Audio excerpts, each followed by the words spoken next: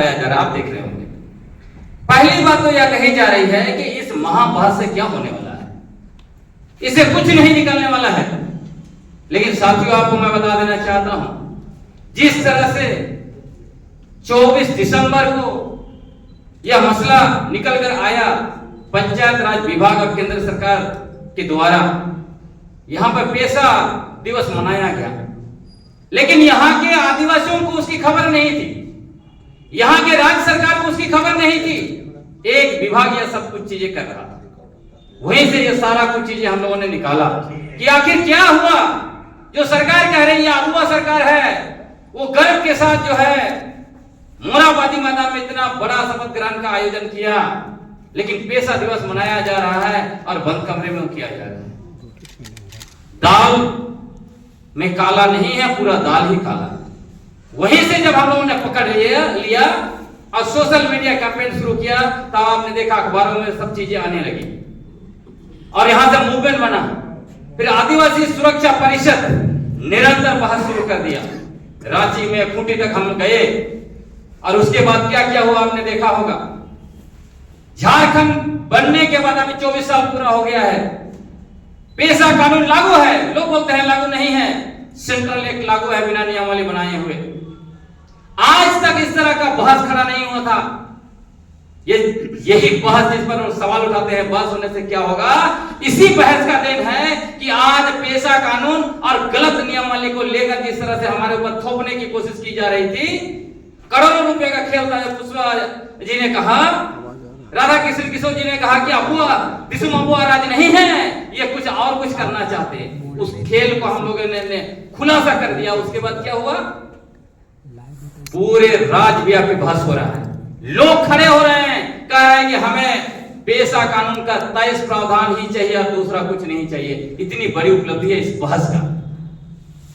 उसके बाद मैं आपको बताता हूं, इसी बीच में पंचायती राज विभाग ने खेल करना शुरू कर दिया, सरना ऐसा आएगा, बहुत कुछ किया, हम लोगों के ऊपर हमला किया, इनकी जांच होना चाहिए, इनके पीछे कौन है, इनका पैसा कहां से आ रहा है, सब कुछ करके उन्होंने देख लिया।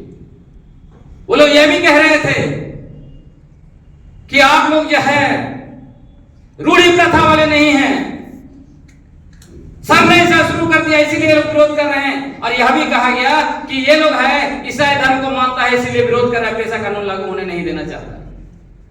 आप मुझे पेशा कानून उठा के दिखा दीजिए। ये लोग भ्रम फैला रहे हैं और हमें कहा जाता है कि ये लोग हम भ्रम फैला रहे हैं। पेशा कानून का साथियों, आपके पास अगर कॉपी है तो उठा के देख लीजिए, ये वाली गजेटेड कॉपी, धारा 4C उठा के देखिए, क्या लिखा है। लिखा है कि ग्राम सभा का सदस्य उस ग्राम सभा के वोटर लिस्ट में होंगे, वही सदस्य होंगे। वहां यह नहीं लिखा है कि ये लोग ये भ्रम फैला रहे हैं कि सिर्फ सरना धर्म वाले हैं वही सदस्य होंगे, यही उनका कहने का मतलब है। वहां पे न सिर्फ आदिवासी, कई ऐसे गांव होंगे जहां पे मुस्लिम सदस्य होंगे, कहीं पे कुर्मी महतो सदस्य होंगे, कहीं पे दूसरे मूलवासी सदस्य होंगे, सदान भी वहां पे सदस्य होंगे। हाँ, बहुत सारे ऐसे गांव होंगे जंगल के अंदर में जहां पे सिर्फ आदिवासी रहते हैं, वहां सिर्फ आदिवासी सदस्य होंगे। इसलिए जो धर्म के नाम पर भ्रम फैला रहे हैं उनको मैं ऐलान कर देना चाहता हूं, आप झूठ के बुनियाद पर आदिवासी समाज को टुकड़े टुकड़े में बांटने का कोशिश मत कीजिए। आप लोग उस टुकड़े टुकड़े गैंग का हिस्सा मत बनिए। अगर आप टुकड़े टुकड़े गैंग का हिस्सा बनेंगे, आदिवासी समाज आपसे इसका जवाब मांगेगा। जब आप गांव गांव जाएंगे तो गांव गांव में लोग तैयार हैं, लोगों को आप भ्रमित नहीं कर सकते हैं। तो यह मैं कहना चाह रहा था। अब इसमें यह भी कही जाए, उसके साथ साथ आप बता रहा हूं, जो कह रहे हैं बहस से कुछ नहीं होगा, पंचायत राज विभाग, अभी सोचिए नियमावली जो है कैबिनेट में आया ही नहीं है, ट्राइब एडवाइजरी काउंसिल बना ही नहीं है जहां पर नियमावली जाना है। उसके बावजूद पंचायत राज विभाग ने प्रस्तावित पेशा नियमावली 2024 का ट्रेनिंग देने के लिए उन्होंने मास्टर ट्रेनर का चयन कर लिया।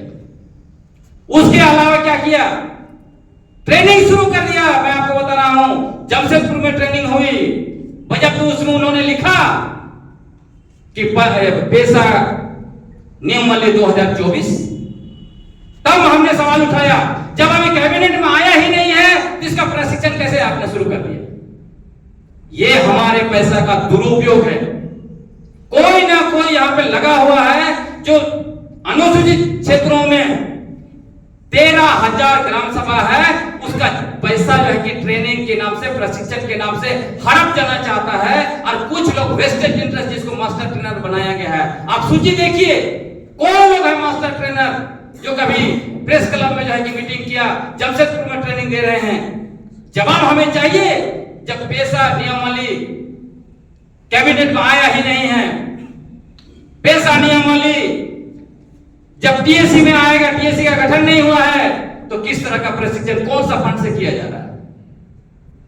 और हमें आरोप लगाया जा रहा है कि यह आदिवासी क्षेत्र सुरक्षा परिषद जो है ये वेस्टेड इंटरेस्ट ग्रुप है, ये ईसाई उनका संगठन है, ये उनका ये करना चाहता है।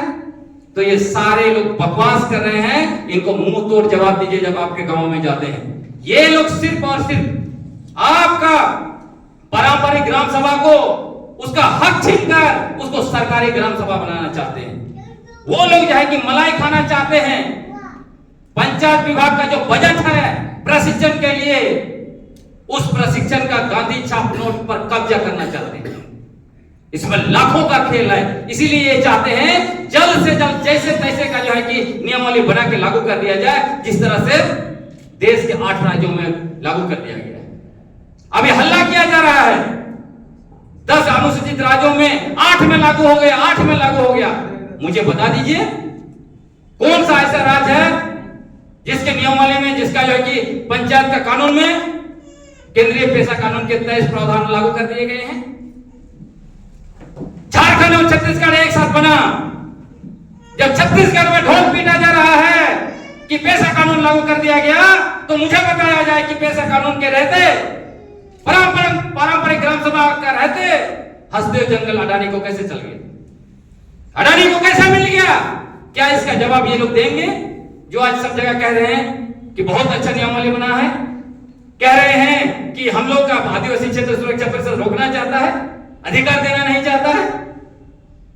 ये सारे 8 राज्यों में आप चले जाइए, आदिवासियों को पेशा कानून के नाम पर अधिकार दिया ही नहीं है। छत्तीसगढ़ का बताता हूं, भूमि अधिग्रहण में ग्राम सभा का कोई अधिकार नहीं। आदिवासी का जमीन गैर आदिवासी लिया तो वो वापस नहीं कर सकता ग्राम सभा। लघु खनिज पर, बालू पर जितना भी है, आपका मुरम है या क्रशर बना के जो है कि गिट्टी बेच रहे हैं, उस पर ग्राम सभा का अधिकार नहीं है। फिर कैसा पेशा कानून आपने लागू किया? क्या आप लोग ऐसे पेशा कानून लागू चाहते हैं? ये लोग यही चीज यहां लागू करवाना चाहते हैं। जो लोग हमला कर रहे हैं हमारे ऊपर, साथियों याद रखिएगा, वो ही कराना चाहते हैं। मैं आगे बताऊंगा।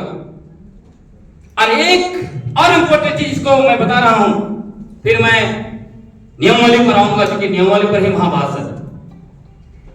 हम लोगों ने बार बार कहा है, झारखंड पंचायत राज अधिनियम 2001 झारखंड के अनुसूचित क्षेत्रों में असंवैधानिक तरीके से लागू किया गया है। उसमें महामहिम राष्ट्रपति का अनुमोदन चाहिए, उसमें जो है टीएससी का परामर्श चाहिए। तब यही लोग, कुछ लोग बोल रहे हैं कि नहीं, उसकी जरूरत नहीं है। आप लोग झूठ प्रचार कर रहे हैं। पेशा कानून में, ये 5वां अनुसूची में ऐसी व्यवस्था नहीं है। सिर्फ राज्यपाल जो है कि जो कानून बनाएगा, उसी को सिर्फ जो है कि टीएससी में ले जाएगा और राष्ट्रपति के पास भेजेगा। साथियों, उनको भी इस मंच से मुंह तोड़ जवाब देना चाहते हैं, क्यों जेपीआरए को राष्ट्रपति का एसेंट चाहिए था? क्यों राष्ट्रपति का अनुमोदन अति आवश्यक था? और क्यों जो है कि इसको टीएससी में भेजना था? उसके कारण बहुत हैं। 2 मूल कारण पर मैं आपको बताना चाहता हूं। पहला कारण तो यह है, अब झारखंड पंचायत राज अधिनियम, अब घर जाके अगर है तो खोल के देख लीजिएगा। झारखंड पंचायत राज अधिनियम यानी जेपीआरए 2001, उसका धारा 1 का 2 उठा के देखिए, उसमें क्या लिखा है? जेपीआरए नगर पालिका क्षेत्र में और कंटोनमेंट एरिया में लागू नहीं होगा। आप सोचिए, ये जो अनुसूचित क्षेत्र का निर्धारण करने का अधिकार किसका है? आप जो है कि 5वीं अनुसूची पायरा 6(1) उठा के देखिए। जब पायरा 6(1) आपके पास मोबाइल है, आप जो है कि गूगल कर सकते हैं। पायरा 6(1) में स्पष्ट लिखा है कि अनुसूचित क्षेत्र का निर्धारण महामहिम राष्ट्रपति करेंगे। जब झारखंड में अनुसूचित क्षेत्र का निर्धारण उन्होंने किया हुआ है, तो फिर किस हक के साथ जेपीआरए के द्वारा उसको कम कर दिया गया? केंद्रीय कानून में कहीं लिखा नहीं है, पेशा कानून में, कि ये जो है कि कंटोनमेंट एरिया में लागू नहीं होगा, ये नगर पालिका क्षेत्र में लागू नहीं होगा। ये सिर्फ लिखा है कि पेशा कानून अनुसूचित क्षेत्र में लागू होगा। इसका मतलब जेपीआरए के द्वारा आपने राष्ट्रपति के अधिकार को छीना है, उस पर हमला किया है। फिर आप बोलते हैं कि हमें एसेट नहीं चाहिए उनसे। दूसरा, पेशा कानून में स्पष्ट लिखा हुआ है, जब राज्य कानून बनाएगा तब क्या होगा? पेशा कानून में 23 प्रोविजंस है, उसको वहां से दरकिनार नहीं कर सकता है। जेपीआरए में 10 ऐसे प्रोविजन है जिसको पेशा कानून का उसमें नहीं डाला गया। उसमें महत्वपूर्ण प्रोविजन, भूमि अधिग्रहण में ग्राम सभा का कोई अधिकार नहीं, लघु खनिज पर कोई अधिकार नहीं, भूमि वापसी पर कोई अधिकार नहीं। तो केंद्रीय कानून याद रखिएगा, 1996 प्रेसिडेंट ने उसको एसेट दिया है। उसका अगर आप एक या दो शब्द इधर से उधर करते हैं तो आपको महामहिम राष्ट्रपति से पूछना पड़ेगा। जब आपने जेपीआरए आधा अधूरा डाला जेपीआरए में, तो आपने क्यों एसेट नहीं लिया? ये अनुसूचित क्षेत्र में मिनी असेंबली जो है कि टीएसी है फिफ्थ शेड्यूल के तहत, इसीलिए जेपीआरए लागू होने से पहले आपको टीएसी में भेजना था, क्योंकि आपने पेशा कानून का अनुरूप नहीं बनाया। आपने फिफ्थ शेड्यूल एरिया को रीडिफाइन कर दिया, उस पर हमला कर दिया। यही वजह है आपको टीएसी में और प्रेसिडेंट का अनुमोदन बहुत जरूरी था, आपने नहीं अनुमोदन लिया। इसीलिए जेपीआरए 24 साल से यहां पे असंवैधानिक रूप से लागू हुआ है। और इसको लेकर 2015 में, आपको डेट चाहिए तो मैं डेट भी बता देता हूं, 4 सितंबर 2015 को तेज नारायण पांडे संयुक्त सचिव झारखंड विधानसभा, उसने पंचायत सचिव के सेक्रेटरी को, पंचायत राज के सेक्रेटरी को, पंचायत राज विभाग के सेक्रेटरी को, पंचायत सचिव को चिट्ठी लिखा, सवाल पूछा कि क्या जेपीआरए 2001 को संविधान के अनुच्छेद 244(1) के तहत, 254 के तहत, 243 के तहत राष्ट्रपति से एसेट लिया मिला हुआ है? क्या उसको टीएसी में भेजा गया था? टीएसी से क्या परामर्श मिला है? कौन कौन अध्यक्ष थे, कौन कौन सदस्य थे? ये सारा जो चीज जो है संयुक्त सचिव ने पूछा है, आज तक पंचायत राज विभाग के पास इसका जवाब नहीं है। फिर भी वो कहता है कि जेपीआरए जो है कि अनुसूचित क्षेत्र के लिए संवैधानिक है। बाप रे बाप, ऐसा हम लोग होने नहीं देंगे। जो असंवैधानिक है उसको आपको घोषणा करना पड़ेगा, आपको स्वीकार करना पड़ेगा कि आपने पिछला 24 वर्षों से झारखंड के अनुसूचित क्षेत्र में असंवैधानिक तरीके से जेपीआरए लागू करके रखा है। आपने असंवैधानिक तरीके से नगर निगम कानून जो है कि यहाँ पे लागू रखा है, जबकि आर्टिकल 243 जेड सी 1 के तहत